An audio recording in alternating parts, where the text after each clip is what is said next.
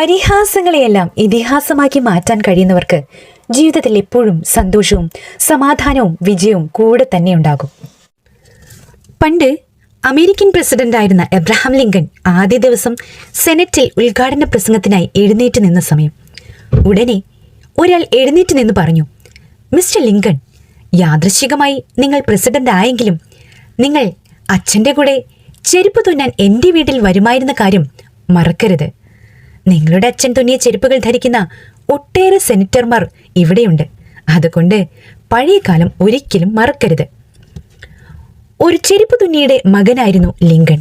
അത് അവിടുത്തെ കുലീനന്മാരെ വല്ലാതെ അലോസരപ്പെടുത്തിയിരുന്നു. ഒരു ചെരുപ്പുകുത്തിയുടെ മകൻ പ്രസിഡന്റായി എന്നത് അവർക്ക് സഹിക്കാൻ കഴിയുമായിരുന്നില്ല. അങ്ങനെ അദ്ദേഹത്തെ അധിക്ഷേപിക്കാമെന്നാണ് അവർ കരുതിയത്.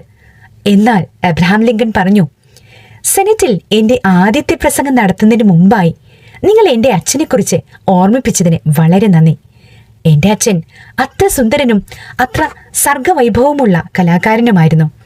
അത്ര മനോഹരമായി ചെരുപ്പുകൾ തുന്നാൻ മറ്റാർക്കും തന്നെ കഴിഞ്ഞിരുന്നില്ല. അദ്ദേഹം മഹാനായ ഒരു സ്രഷ്ടാവായിരുന്നതുപോലെ ഞാനൊരിക്കലും എന്തെല്ലാം ചെയ്താലും അത്ര മഹാനായ പ്രസിഡന്റ് ആവുകയില്ലെന്ന് എനിക്കറിയാം. എന്നാലും ഒന്ന് പറയാം, എൻ്റെ അച്ഛനുണ്ടാക്കിയ ചെരുപ്പുകൾക്ക് എന്തെങ്കിലും കേടുപാടുകൾ സംഭവിച്ചിട്ടുണ്ടെങ്കിൽ കുറഞ്ഞപക്ഷം അത് നന്നാക്കാൻ എനിക്കറിയാം. പക്ഷേ എൻ്റെ അച്ഛനെ പോലെ പ്രാഗൽഭ്യം എനിക്കില്ല. എന്നാലും എന്നെ അറിയിച്ചാൽ ഞാൻ നിങ്ങളുടെ വീട്ടിൽ വരാം.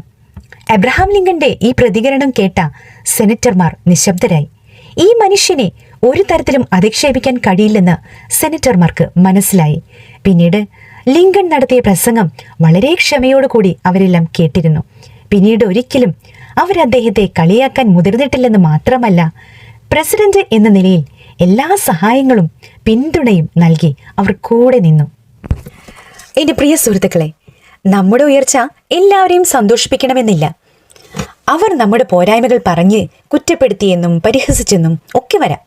പക്ഷേ ഒന്നോർക്കുക, നമ്മൾ മുന്നിലായതുകൊണ്ടാണ് പിന്നിൽ നിന്ന് അവർ കുറ്റപ്പെടുത്തുന്നതും പരിഹസിക്കുന്നതും. അതുകൊണ്ട് അതൊന്നും കാര്യമാക്കാതെ മുന്നോട്ട് തന്നെ നമ്മുടെ ലക്ഷ്യത്തിലേക്ക് നടന്നു നീങ്ങുക.